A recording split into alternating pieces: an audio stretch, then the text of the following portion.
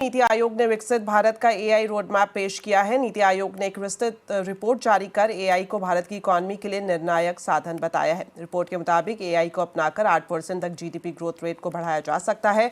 इसी के साथ आने वाले 10 साल में दुनिया की इकोनॉमी में $26 ट्रिलियन तक एआई का योगदान हो सकता है। आलोक हमारे साथ जुड़े हुए हैं। आलोक, आपसे जानना चाहेंगे, नीति आयोग की तरफ से जो ये सिफारिशें सामने रखी गई हैं, इसे विस्तार से समझाएं। खासतौर पर किस तरह से इकोनॉमी और एआई को जोड़ के देखा जा रहा है? बिल्कुल, देखिए, भारत ने एआई पे काम शुरू कर दिया है, जैसा कि आपको पता है, और नीति आयोग ने आज विकसित भारत के लिए जो एआई रोड मैप को लेकर एक रिपोर्ट लॉन्च किया। और इस रिपोर्ट में साफ तौर पे कहा गया है कि पूरे दुनिया में एक 17 से $26 ट्रिलियन तक का वैल्यू एडिशन होगा अगले डिकेड में, यानी अगले 10 सालों में। और लिहाजा इसमें जो करीब 10 से 15% जो हिस्सेदारी होगी भारत की होगी।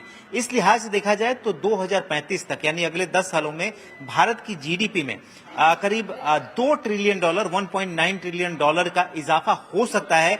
इस खास तौर से अगर आर्टिफिशियल इंटेलिजेंस को बड़े पैमाने पर देश में यूज किया गया तो। और साफ तौर पर कहा गया है कि जो की सेक्टर्स होंगे जिसमें आर्टिफिशियल इंटेलिजेंस की काफी दखल होगी, जिससे कि उसको फायदा मिलेगा, वो बैंकिंग सेक्टर होगा, मैन्युफैक्चरिंग होगा, रिसर्च सेक्टर होगा।